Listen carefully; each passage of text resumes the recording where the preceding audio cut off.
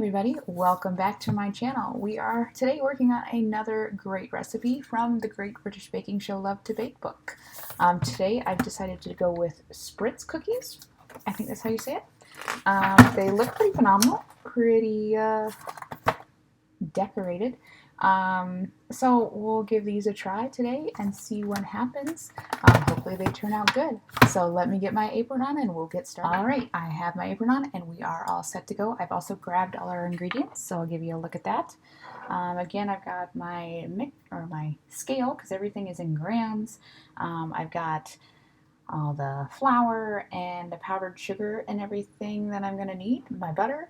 Yeah, and I'm going to need my mixer today. So there might be parts where it gets a little loud, but I'm just going to roll with it, and maybe I'll speed up some sections just so you don't have to listen to my mixer the whole time. But the first thing is to beat my butter in my stand mixer with my beater on medium speed for 2 to 3 minutes. So I'm going to go ahead and take my butter. You do need to make sure that your butter is at room temperature or softened before you get going. I think there is a little chunk in this book that says why. If you don't do that part, it won't combine with the sugar and everything well. So I'm going to go ahead and beat this for 2 to 3 minutes, and we'll see on the other end.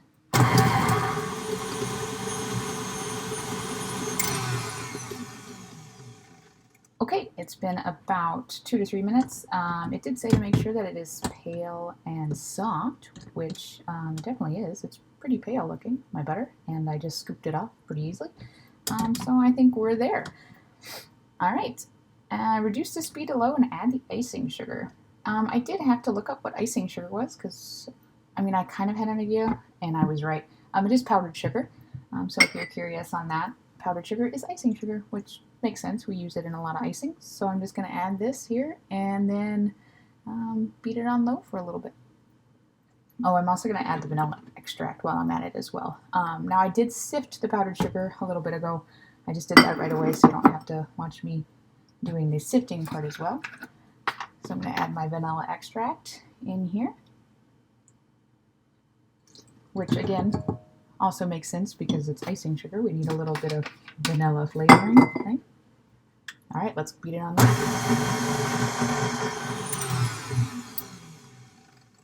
Okay, it did say after it was combined to speed it up to medium speed and then beat for another 2 minutes.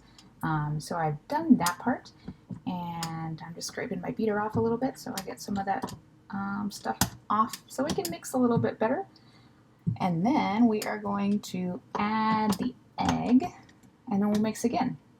Now, one of the things that the book does say is to make sure that your eggs are, first off, medium, because, a large egg versus a medium egg. And then room temperature. We mostly pull our eggs right out of the fridge to use them. So that could definitely make a big difference, I guess, in your bake, to have a cold egg versus a room temperature egg. So I've done that. So we got it all ready to go. Got it cracked. Roll her in there. And then mix again to thoroughly combine.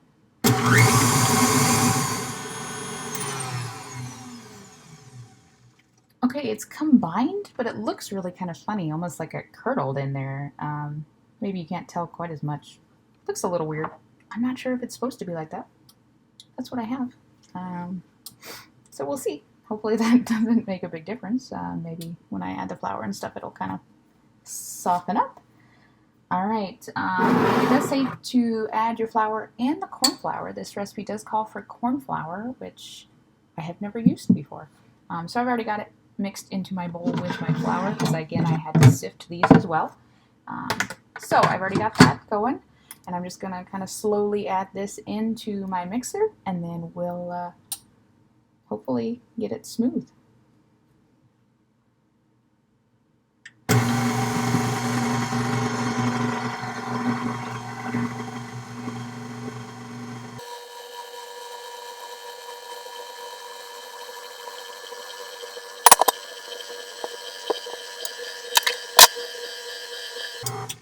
It also says to add my ground almonds and salt. So I'm gonna add those in right now.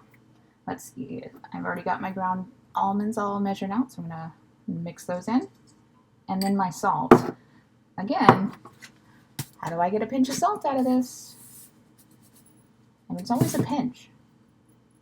Well, I'm curious why we can't just use salted butter. It's a little easier to locate. But oh well. Small problems.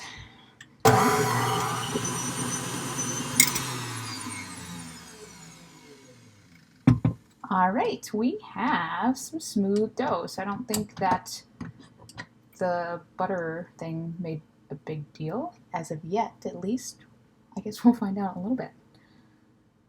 All right, now the cool thing about this recipe is that it actually is like a shaped cookie, if you saw in the picture. It's not just like plopped in circles on your tray.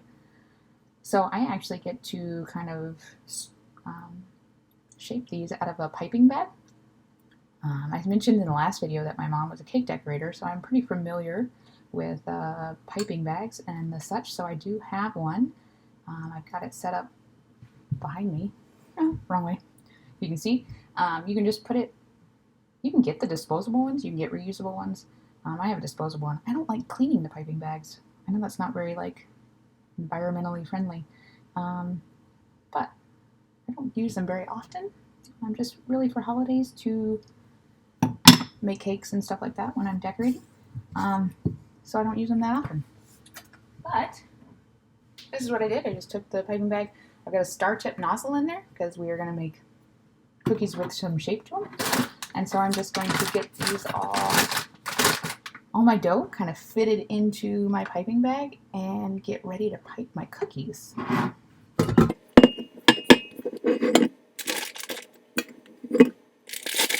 The dough is pretty thick. I think it's going to be a little interesting to squeeze it out of this bag in a minute. Hopefully my hand has enough strength to it. But I don't recall ever making any kind of cookie that has a shape. To me, when I saw the picture, these kind of look like those cookies that you get out of like the tin at Christmas time. And these might be where those came from, because it does say that these are like a German Christmas cookie. And Christmas is just around the corner, right? All right. So we'll seal this off. This is a large piping bag, because I figured there would be a lot of dough with the amount of flour that was in here. And I've already got my star tip ready to go. It says medium. Mine don't have like the sizes that it wanted when I Googled that. Mine just says 5.5. It was the medium one in my kit, so hopefully that's the right size. But yeah, what I'm going to do is I've got my trays already ready to go here. Again, it says to grease the baking sheet. I don't know why you would grease it with parchment paper. I didn't have any issue last time, so I'm just going to try this again without greasing it. Maybe this will be the time where I'll be like, oh no, I should have greased it. But hopefully not. So I can either pipe rings, because some of them have like jam on the middle, and then I can do like S shapes, or basically it looks like a figure 8 by the time it's done, or fingers, it says. I think I'm just going to do circles and S shapes because those are fun. So we'll see how hard this is to squeeze out of this bag. Hopefully not too hard. And it doesn't necessarily say how big. The pictures look like decent sized cookies, so we'll see. Oh my gosh, this is kind of hard to squeeze out of here. Okay.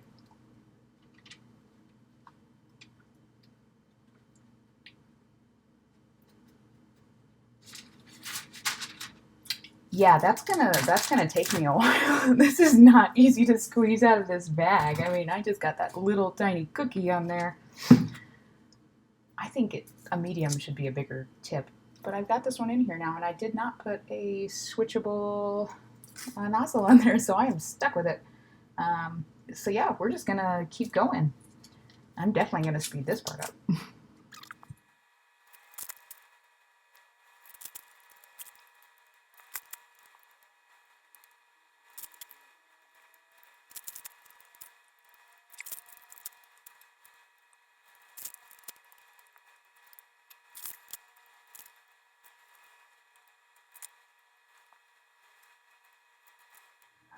Okay, I don't know how many of you probably saw this coming, but that was just way too hard. I literally could not squeeze that bag. So I said I was stuck with it, but I'm not. I just grabbed a smaller piping bag. I could not squeeze all that dough. My hand was just hurting too much. And then I also went up a size on my star tip. It's not that much bigger. It says 6.0, which I'm assuming is millimeters. It doesn't actually say on my tip. But we're going to see if this works better because I just can't, I couldn't do that. So hopefully, because it says it only makes 18 cookies. I was getting like the smallest little rings and they were just going to burn to a crisp. So we're going to try this.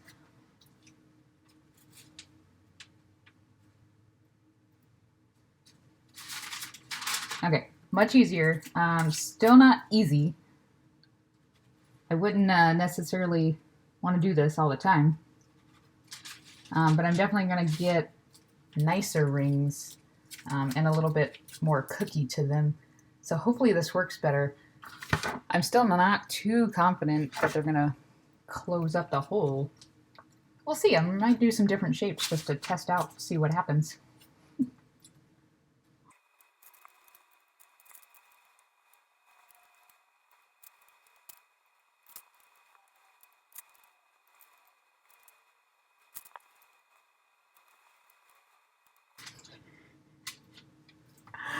These are looking kind of terrible. I'm not gonna lie.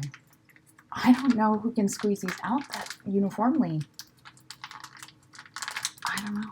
If someone's got a better suggestion, I mean, like other than use a, machine, please help me to figure this out because I think the shape of cookies is kind of fun, but do you see how red my face is? I'm squeezing. Like, it's kind of hard to get these shapes out.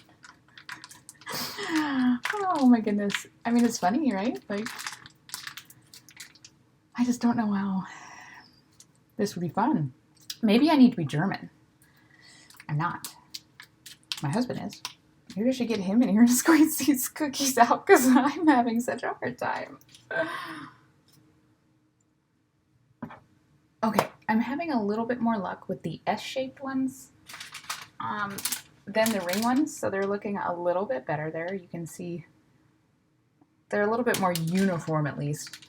They're still not as pretty as I would like, but I'm hoping that will change. What I do need to do, though, is when I got my tray ready, I'm going to put it in the refrigerator. They've got to chill for 30 minutes. That way that the shape actually keeps when you cook them. Otherwise, if you put them straight in the oven just like this, they're just going to be blobs. So I'm going to chill these for 30 minutes and then get them in the oven. Okay, my oven is preheated to 180 degrees Celsius, which is about 355 degrees Fahrenheit. I don't know if the 5 degrees matters, but I did it. And my cookies have been chilling for 30 minutes. It was a lot of work to get those all squeezed onto the trays, I'm not going to lie. So that was not very fun. Some of them will look pretty terrible. We'll see how these turn out. I hope they taste good because that process was not fun. But we're going to get them out of the refrigerator and get them in the oven.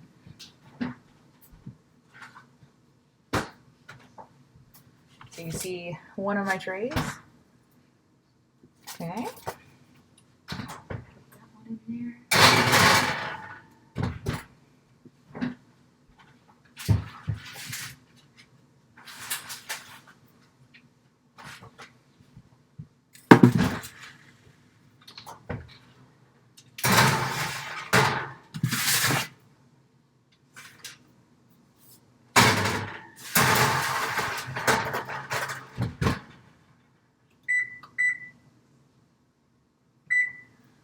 Okay, now it does say to cook them for 16 to 17 minutes, but I think mine are going to be smaller than what they are supposed to because this recipe says that it's supposed to make 18. I have 3 trays. I didn't count them, but it's way more than 18. So I think mine didn't come out as big as they suggest. They didn't really give me a size, so I don't actually know how big they're supposed to be other than you just pipe them. So I'm just going to keep an eye on them. It does say until golden. So we'll see how long that actually takes, and then I'll get them out of the oven. Let's take a look at what they look like in the oven. There they go. Alright, I think my cookies, my last batch, are done.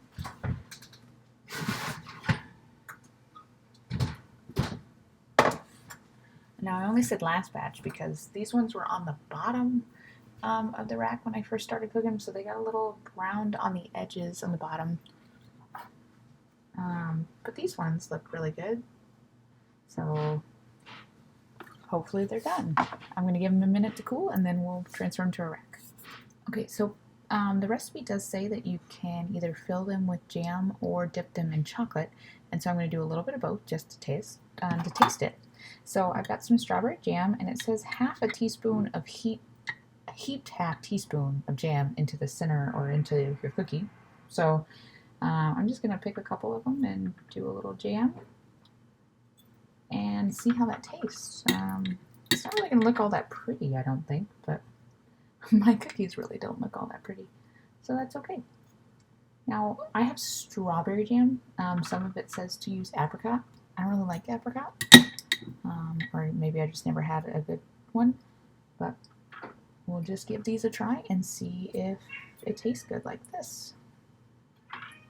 I'm just going to do a few. I think the chocolate ones will be more of a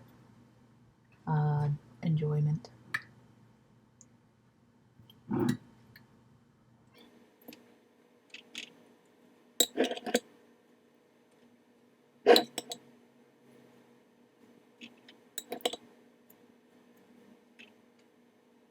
Okay, what I'm going to do now is I'm going to melt my chocolate so that I can dip the cookies into my chocolate. So I've got it in my bowl. I've got some water already kind of simmering on here, and I'm just going to put it on top. So I've got like a double boiler system going, and I'm going to let that melt my chocolate so that I can dip those cookies.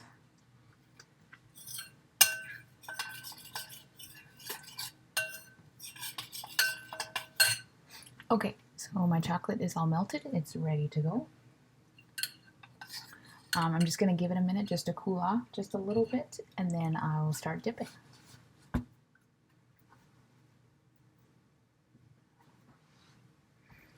Okay, now comes the fun part. Let's decorate our cookies.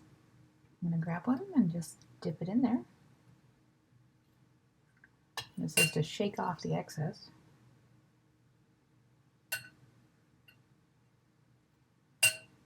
Okay, and then sprinkle if you want. You don't have to. I have some sprinkles. Maybe I'm trying to hide a little bit of the not pretty shape there. That's kind of cute. And then we'll just lay it out on the sheet to kind of cool. I might do a little bit of dipping and drizzling. I don't have a very deep bowl.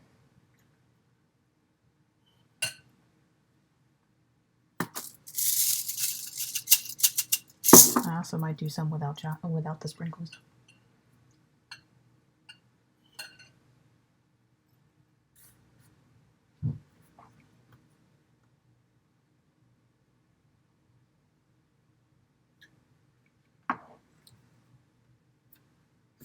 Okay, I finished them all up. They look pretty good. I'll show them to you. So there's the chocolate ones, and then the jam ones, of course, that I already had done. All right.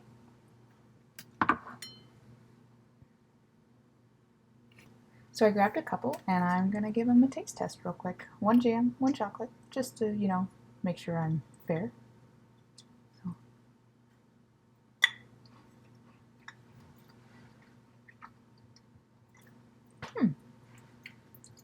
So the jam on top kind of, you know, takes over precedence, but the good flaky, pretty light biscuit cookie, we'd call these cookies, but I know the British sometimes call them biscuits. It's really good though. I'm gonna take a bite of the chocolate one because it's chocolate.